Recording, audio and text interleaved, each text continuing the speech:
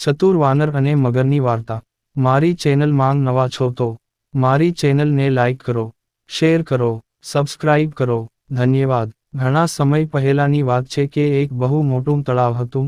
તે તળાવમાં એક મગર રહેતો હતો. એ જ તળાવના કિનારે એક જામુનનું ઝાડ હતું અને તે ઝાડ પર એક વાંદરો રહેતો હતો.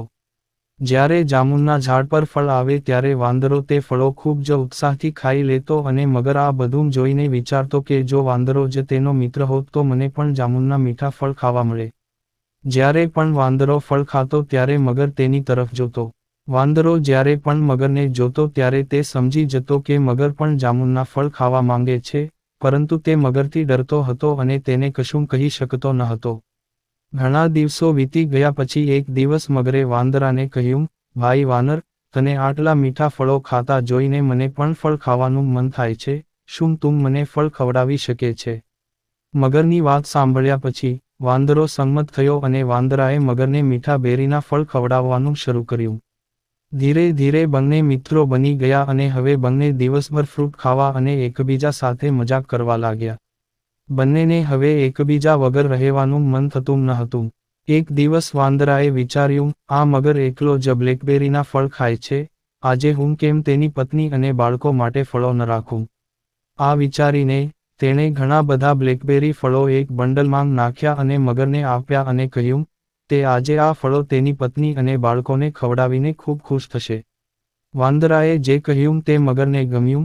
તેણે પણ વિચાર્યું, હું દરરોજ આ ફળોનો સ્વાદ ચાખું છું, આજે હું તેને ઘરે લઈ જઈશ અને મારા પરિવારને આ મીઠા અને રસદાર જામુન ફળોનો સ્વાદ ચાખવીશ. તે ખાધા પછી તેઓ ખૂબ ખુશ થશે. મગર બ્લેકબેરીના ફળનો પોટ ઘરે લઈ ગયો અને તેની પત્ની અને બાળકોને ખાવા માટે આપ્યો. મગરની પત્ની અને તેના બાળકોએ ખૂબ આનંદથી તેના રસ ઝરતાં ફળોની ખાધી અને દરેકને તે ગમ્યું. પછી તેની પત્નીએ મગરને પૂછ્યું, આ ફળો ખૂબ જ મીઠા અને સ્વાદિષ્ટ છે, તમે આ ફળો ક્યાંથી લાવ્યા? મગર બોલ્યો, આ તળાવના કિનારે એક જામુનનું ઝાડ છે, તે ઝાડ પર એક વાંદરો રહે છે, તે મારો મિત્ર છે અને અમે દરરોજ આ ફળો સાથે ખાઈએ છીએ. જો તમે પૂછશો, તો હું તમને દરરોજ રસદાર બ્લેકબેરી ફળો લાવીશ. મગરની પત્ની સંમત થઈ અને મગર દરરોજ તેની પત્ની અને બાળકો માટે બ્લેકબેરી લાવવા લાગ્યો. મગર જ્યારે પણ આવતો ત્યારે તે તેના મિત્ર વાંદરાના ખૂબ વખાણ કરતો. મગરની પત્નીને વાંદરાના વખાણ ગમ્યા નહીં. હવે તે વાંદરો અને મગર વચ્ચેની મિત્રતા તોડવા માંગતી હતી. એક દિવસ મગરની પત્નીએ કહ્યું, તારો મિત્ર વાંદરો દરરોજ આટલી બધી મીઠી બેરી ખાય છે, તેથી તેના રસ ઝરતાં ફળોની ખાતી વખતે તેનું હૃદય ખૂબ જ મીઠી થઈ ગયું હશે. મારે તે વાનરનું હૃદય ખાવાનું છે. મગરને તેની પત્નીએ જે કહ્યું તે ગમ્યું નહીં. મગર બોલ્યો, વાંદરો મારો મિત્ર છે અને હું તમને તેનું હૃદય ખાવા માટે લાવી શકતો નથી. મગરની આ વાતથી તેની પત્ની વધુ ગુસ્સે થઈ ગઈ અને કહ્યું, જો તું મને વાંદરાનું દિલ નહીં આપે તો હું આત્મહત્યા કરી લઈશ. પત્નીની વાત સાંભળીને મગર, ઈચ્છા ન હોવા છતાં, વાંદરાના હૃદયને લાવવા તૈયાર થઈ ગયો. મગર તેના મિત્ર વાંદરાની પાસે પહોંચ્યો અને વાંદરાને કહ્યું, દોસ્ત, તારી ભાભીને તારે આપેલા જામુનના ફળ ખૂબ જ સ્વાદિષ્ટ લાગ્યા અને તેના બદલામાં આજે તેણે તારા માટે ઘણી સ્વાદિષ્ટ વાનગીઓ તૈયાર કરી છે અને તને પણ જમવા માટે આમંત્રણ આપ્યું છે. વાનગીનું નામ સાંભળીને વાંદરાના મોંમાં પાણી આવી ગયું અને વાંદરાએ કહ્યું, દોસ્ત, હું આ ઝાડની બેરી ખાઈને કંટાળી ગયો હતો. સારું થયું કે ભાભીએ વાનગીઓ બનાવી છે, મને ઘણા દિવસો પછી સારી સ્વાદિષ્ટ વાનગીઓ મળશે. પણ હું તારા ઘરે કેવી રીતે જઈશ? મને તરવું પણ આવડતું નથી. વાંદરાની વાત સાંભળીને મગર બોલ્યો, દોસ્ત, તું કેમ ચિંતા કરે છે, તું મારી પીઠ પર બેસી જા, હું તને મારા ઘરે લઈ જઈશ. મગરની વાત વાંદરાને ગમી અને તે ઝડપથી ઝાડ પરથી નીચે ઉતરીને મગરની પીઠ પર બેસી ગયો. વાંદરો મગરની પીઠ પર સવારીનો આનંદ માણી રહ્યો હતો.